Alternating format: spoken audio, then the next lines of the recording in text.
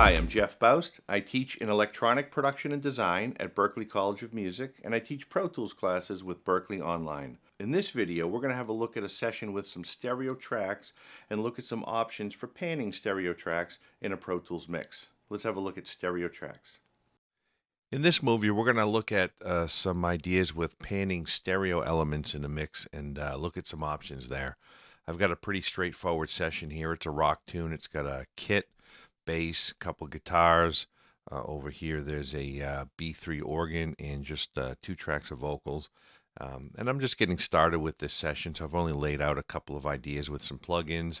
I've got a basic balance going on here, and so things are starting to get off the ground, and I'm starting to think about panning. Where do I want to place some of these elements? I'm going to play just the intro into the verse so we can just get a sense of what it sounds like.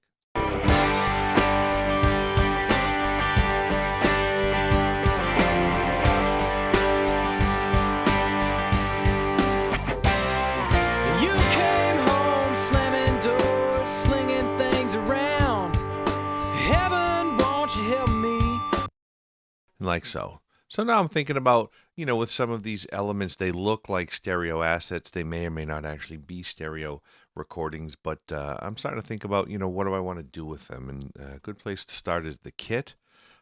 With the kit, there's a couple things to think about in terms of stereo image. The first is that there's an overheads track.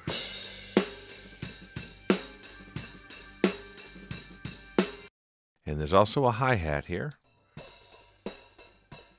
I haven't even started on the sound of the hi-hat yet, but what I'm going to do is I'm going to listen and try to locate the sound of the hi-hat in the overheads, and then I'm going to go ahead and place that hi-hat in the same location. And what I'll do is I'll just gently bring up that level until it feels like the hi-hat got a little louder in its current location but didn't actually move.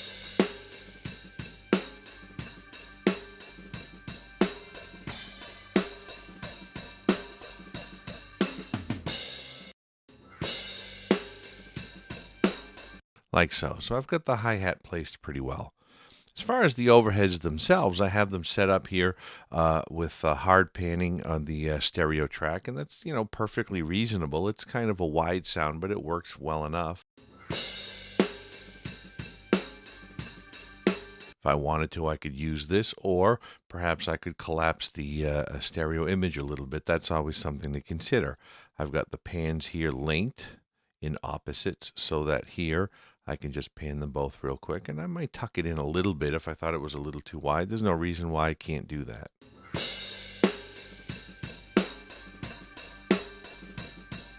Hi-hat still feels pretty good where it is. So, that's always something to consider when you have some stereo tracks here. Now, the big issue with this particular project is that the guitars all come in what looks like stereo recordings. I have an acoustic guitar here and 2 electric guitars. Here's the first one, here's the second one. And so for the moment, they're all hard pan, and I'll turn them up a bit so we can hear them all. And solo, they sound like this.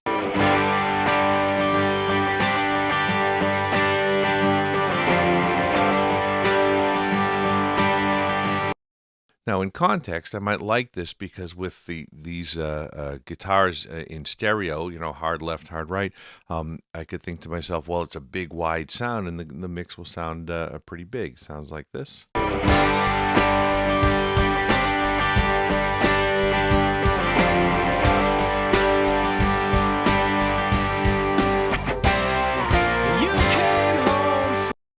And that kind of works. The thing of it is, the guitars, they all tend to feel like they come from everywhere and nowhere. And, while it gives me, that wall of guitar sound, and it's a workable thing, I've got some other options. One of the things I might do is really think about what's going on here with these recordings. These electric guitars were recorded with 2 microphones on the amp. This is a Royer 121 and a Shure SM57. And it's not necessarily fair to say that, the person who recorded this was thinking that this would be a stereo element so much as maybe these are 2 different timbres of that guitar part, and they could be blended together to get a third timbre, a different kind of color, and blended in various ways. So with that in mind, I might say to myself, instead of having this big, wide, diffuse kind of treatment of the guitars, what I might do is, just for starters, I'm going to collapse them both to one location. I'm going to put this guitar hard left and this guitar hard right. Now, it's going to be a bit louder, so I'll try to turn them down a little bit so that we can hear more or less at the same loudness. Now, the mix feels like this.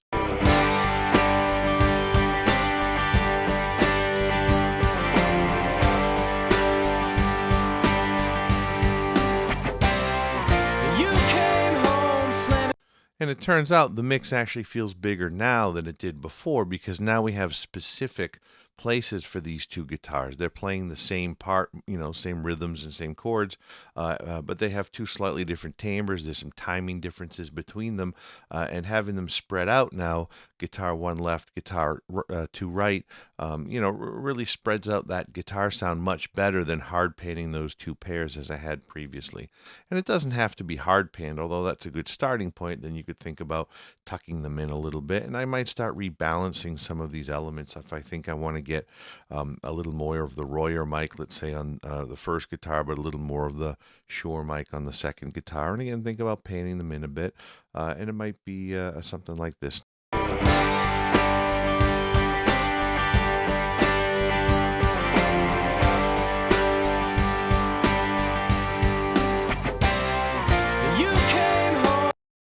Now, there's always other things I can consider as well. For example, there's no reason I have to use both of these guitar tracks just because that's how it's delivered. I might listen to, and I'll center pan guitar one here with just that Royer microphone.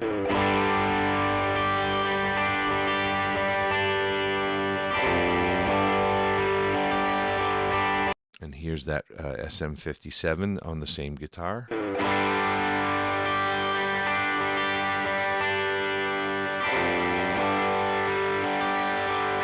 And I might say to myself, well, right now the Royer, it's a little darker sounding, maybe a little tubby, but with a little EQ, I can solve that. But I don't really like that buzzy quality on the 57, so there's no reason I have to use it at all. I can say, I'll just go ahead and take this guy, hide him, make him inactive, and this by himself, that's my guitar one.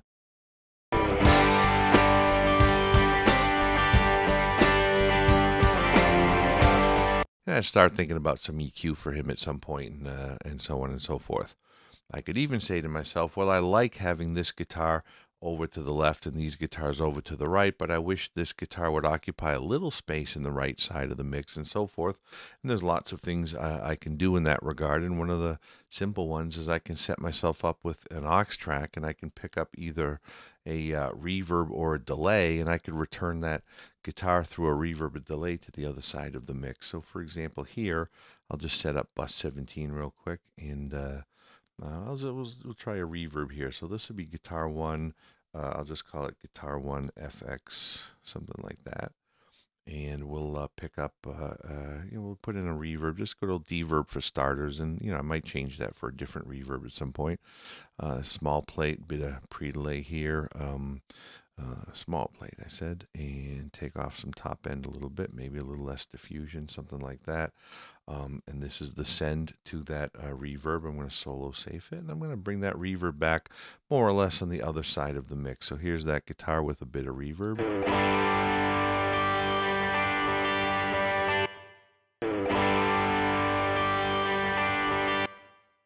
So the idea is that the guitar is on the left side of the mix, and now there's a reverb return from that guitar on the right side of the mix. And it could be a delay instead of a reverb. I've got lots of options there. When it comes to the acoustic guitar, there's other things I can consider here. So for example, with the acoustic guitar, I might say, here we have a guitar mic on the body of the guitar and another one on the neck of the guitar. So, maybe the intention is this is a stereo recording.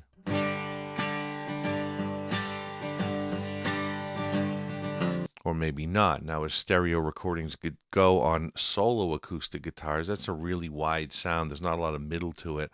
So this isn't really the best stereo image, let's say, for an acoustic guitar solo recording. On the other hand, it's a bit unnaturally wide. It's kind of interesting because it doesn't really occupy much of the middle of the mix. And, this is something that you could use just as is, hard panned in the context of the mix.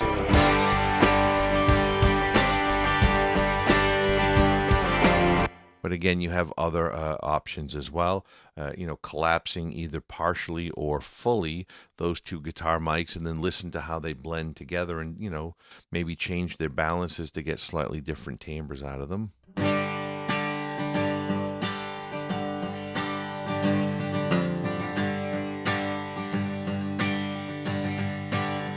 Kind of like that one, for example. It's a little bashy and it is kind of cool sounding, so I might use that. And then here I have the Leslie a cabinet recording from the B3 organ, and so they put two microphones on the top of the Leslie to pick up the rotor, and then the bottom mic as well. So the B3 organ right now by itself sounds like this.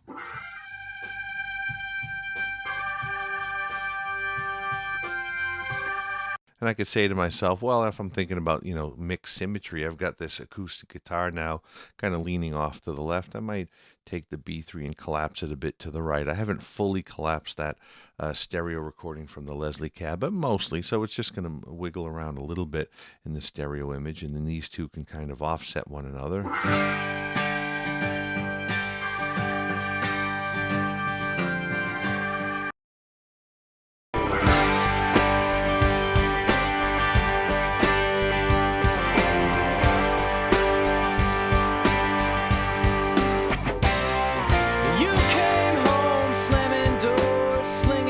And like so. So the idea is that when you have a mix session and there are some elements that look like the stereo elements, you have a lot of things you could try.